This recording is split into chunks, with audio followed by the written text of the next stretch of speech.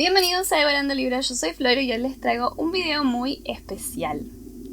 Me preparé el mate, lo que quiere decir que este video se puso serio. Y es que cuando yo me hago el mate es ya para hablar largo y tendido sobre algún tema que me interesa. Y en este caso, como ven en el título, quiero recomendarles libros aburridos a chicas aburridas. Y acá no estoy juzgando a nadie, simplemente es una forma de decir. ¿Por qué? Porque tampoco estoy a favor de los que dicen que las editoriales están escribiendo para lectores cada vez más estúpidos, pensando en incluir, qué sé yo, cada vez temas más hacia lo spicy, temas cada vez más simples e incoherentes y fantasiosas, etcétera, etcétera, etcétera. No estoy a favor de eso.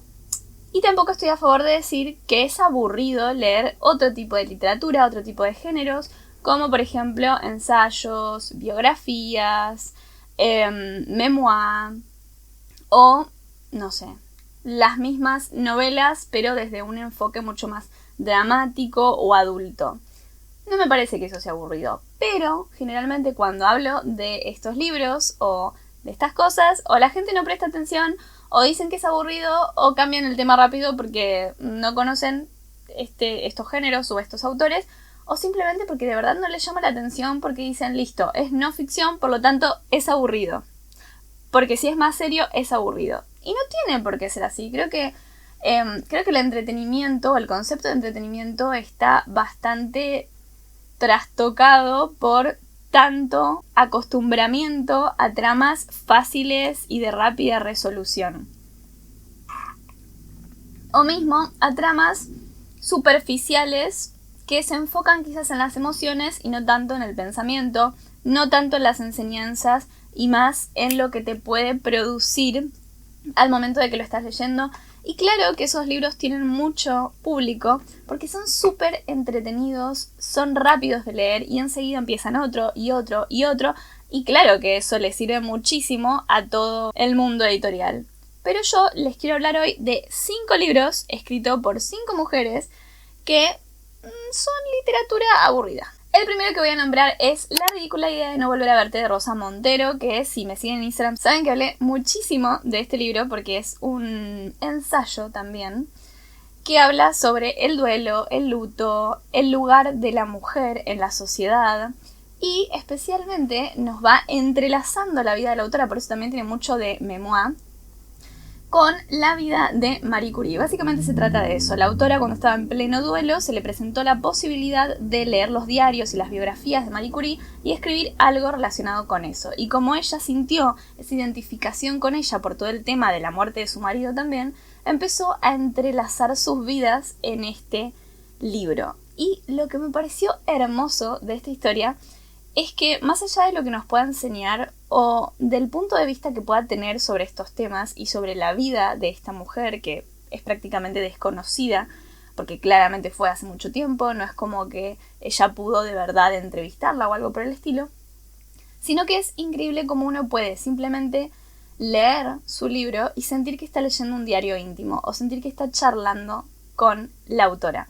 Y creo que eso es lo especial de los ensayos y de los memoirs, que a diferencia de la ficción, uno de verdad siente que está charlando o conociendo al autor desde otro punto de vista. Porque generalmente uno lee una historia, una novela, y sentimos que hay pinceladas de la vida de ese autor, pero como no lo conocemos, no podemos definir cuáles son parte de su historia y cuáles simplemente son ficción. Pero cuando uno lee memorias o cuando uno lee ensayos, es como conocerlo, conocer cómo piensa, cómo siente, qué es lo que le interesa, qué es lo que lo mueve a escribir, qué es lo que lo llama a escribir. Y creo que como escritora eso también me llama mucho. Pero especialmente para convencerlos de leer más ensayos y memoirs y autobiografías, les voy a decir que es como leer en prosa un poema. Y ya. Es hermoso. Y creo que también tiene que ver con que todas sean mujeres y que mucho de lo que leí es más feminista, digamos. Pero sí me parece súper cálida la pluma de todas estas autoras, cada una con su obra, cómo pone, digamos, su personalidad en juego y nos cuenta cosas de una manera tan calmada y tan íntima que aunque no haya plot twist y aunque no haya gran tensión entre los personajes y aunque claramente no nos presentan casi nada de diálogo, de verdad nos sentimos introducidos en una historia. Bien, hasta ahí la ridícula idea de no volver a verte. El siguiente que les voy a nombrar es Anhelo de Raíces de May Sarton, que este libro es una especie de autobiografía, pero principalmente está categorizado como memoir, porque nos va contando un pedacito de la vida de la autora. Y específicamente es un pedazo de su vida en el que la mujer, tras la muerte de sus padres, decide echar raíces en un nuevo lugar y se va al medio del campo sin tener ningún tipo de conocimiento sobre vivir sola en una casa que necesita 1.000.000 de refacciones, vivir sola en medio del campo, alejada de la gente, alejada de sus propios vecinos, porque todos están a kilómetros, sin saber nada de cómo crear un huerto o de tratar a la naturaleza, tanto animales como plantas. Sin saber nada, se va al medio de la nada, compra su casa, reforma todo y empieza a vivir y se hace un lugar en esta comunidad y echa raíces de cero, creando su historia. Por primera vez, escribiendo su historia sin estar atada a su vida familiar o a la vida que fue llevando hasta ese momento. Es una historia súper bonita y sí, quizás no le encante a las personas que de verdad necesitan como mucho ritmo en los libros, pero si son de esas personas que agarran un libro y conectan emocionalmente con las historias, pero también esperan que les deje algún tipo de enseñanza, este libro es ideal. El siguiente que voy a mencionar es uno de mis libros favoritos del 2024 y es El verano en que mi madre tuvo los ojos verdes de Tatiana Tibuliak, no sé cómo se pronuncia. Cuestión, este libro es desgarrador, muy dramático y muy asqueroso en cómo está escrito, pero a la vez muy poético. Así que si les gustan ese tipo de plumas en la que se está diciendo algo súper poético y precioso, pero con palabras y sentidos asquerosos y muy grotescos, les va a gustar esta historia. Esta sí es una ficción, pero siento que sería como una ficción aburrida porque es lenta, es muy emocional, es muy dramática y nos deja ahí como un mensaje o varios mensajes una vez que lo terminamos. Básicamente es la historia de un chico que tiene bastantes problemas de salud mental, que odia a su madre, la detesta, la aborrece, le parece la persona más asquerosa del mundo. Cuestión, cuando empieza el libro, él necesita algo de su madre y la madre, para dárselo, le propone que como trueque, digamos a cambio de permitirle esto, tiene que acompañarla a un viaje, pasar un verano con ella, unas vacaciones con ella en, creo que un pueblo en Francia, en una casita en medio de un pueblito chiquito donde no pasa nada. Él acepta, pero obviamente sin ganas, solamente porque quiere esto que la madre le tiene que permitir. Entonces, bueno, acepta a regañadientes y empieza a conocer a su madre.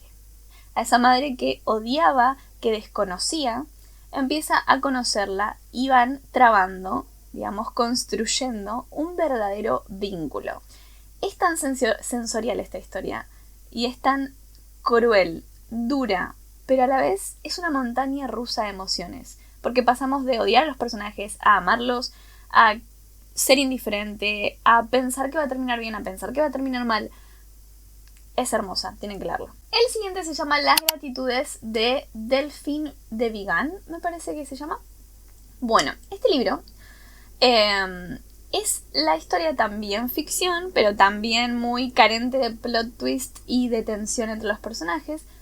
Nos cuenta la historia de una mujer ya anciana que es internada en un geriátrico porque empieza a presentar síntomas de afasia, por lo que todas las palabras y toda su comunicación se ve deteriorada porque se le mezclan, digamos, los sentidos de las palabras, dice una palabra en vez de otra que sí quería decir, entonces cada vez se va agravando más y cada vez va perdiendo la capacidad de comunicarse con su ambiente, por eso su vida interior empieza a ser más rica que la exterior, digamos, y vamos viendo los distintos puntos de vista, tanto de lo que va transitando esta mujer con su enfermedad, pero también de lo que van viviendo las personas que la conocen y que de verdad esperan que se recupere, pero que evidentemente es algo que no va a detenerse y que sí puede hacerse más lento, pero que definitivamente va a terminar con su fallecimiento.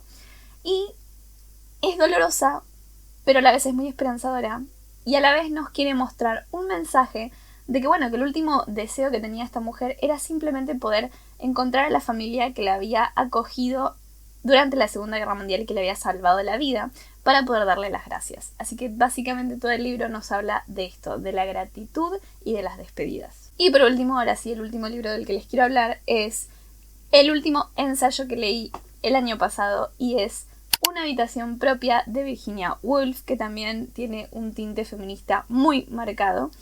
Y es un ensayo que se construyó a partir de las conferencias que Virginia Woolf impartió en 1928 en universidades para mujeres. Se le había presentado el tema de la mujer y la novela, y ella decidió enfocarlo desde el punto de vista de qué es lo que necesitan las mujeres para escribir bien.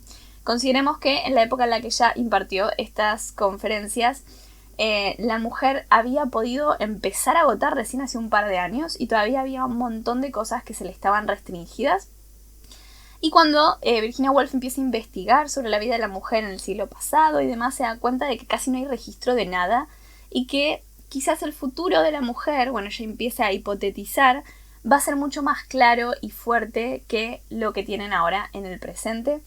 Y es muy interesante ver el punto de vista de ella y cómo termina llegando a la conclusión de que la mujer, para poder escribir bien, requiere de independencia económica e independencia personal, por lo tanto, una habitación propia, como lo dice ella.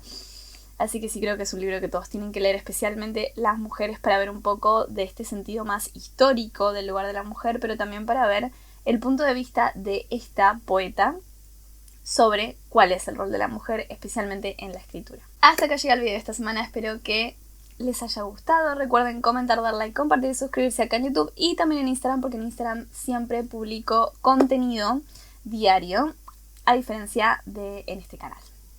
Nos vemos la semana que viene.